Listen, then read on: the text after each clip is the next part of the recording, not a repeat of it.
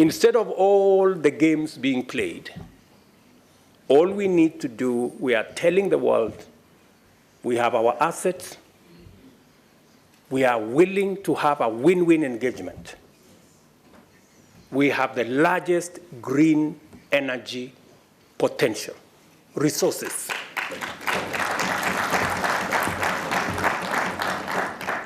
The world has no choice. We cannot continue the fossil fuel-fired industrialization. It has to change. All we are saying is we are coming with our assets, come with investment and technology, we meet halfway, and everybody wins.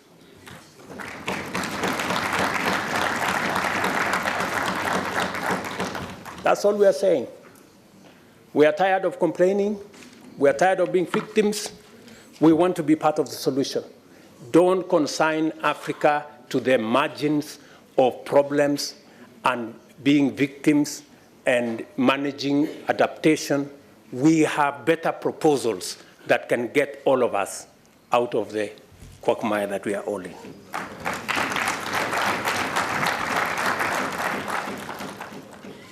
A critical growth opportunity that can be the starting point for our intentional efforts in pursuit of our aspiration is fiscal space arising from both debt restructuring and blended capital, combined with economic growth that increases tax revenues and positions African countries to invest more in adaptation and resilience.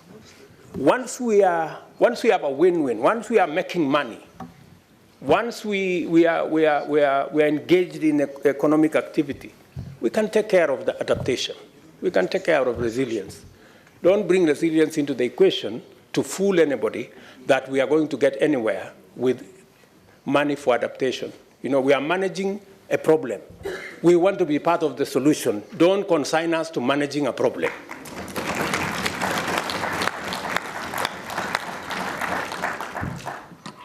I submit to you, in this esteemed assembly, my good friends, that by taking these measures with a degree of both urgency and resolve, Africa's leaders can energize our economies and inspire the people with a new vision centered on investment and growth, which is in harmony with our planet.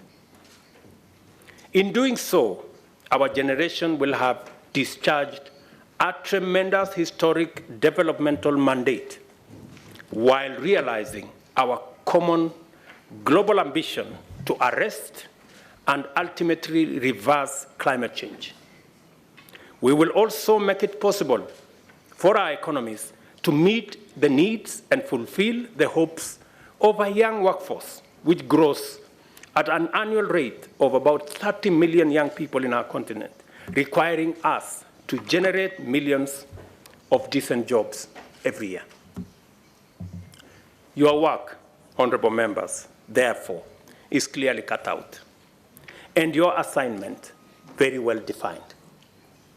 By facilitating robust and continuous discourse on the broadest cross-section of Africa, this Parliament will simultaneously employ the federative transmission of ideas from discrete grassroots agencies to the global and continental, multilateral and intergovernmental fora, and at the same time engage the devolutionary mechanisms of domesticating global standards and international norms.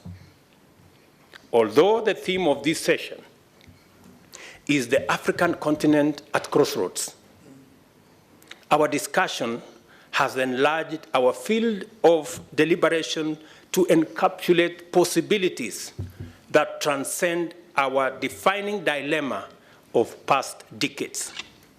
For a while, Africa has struggled with an implied trade-off between economic growth and prosperity on one hand, and environmental sustainability on the other.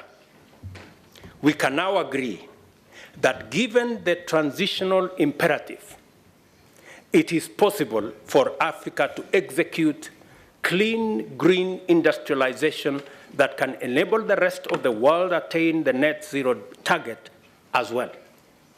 We finally have the answer to the dilemma, and with it, our way out of the thematic crossroads. Simply, Africa is the answer. We don't have to be at the crossroads.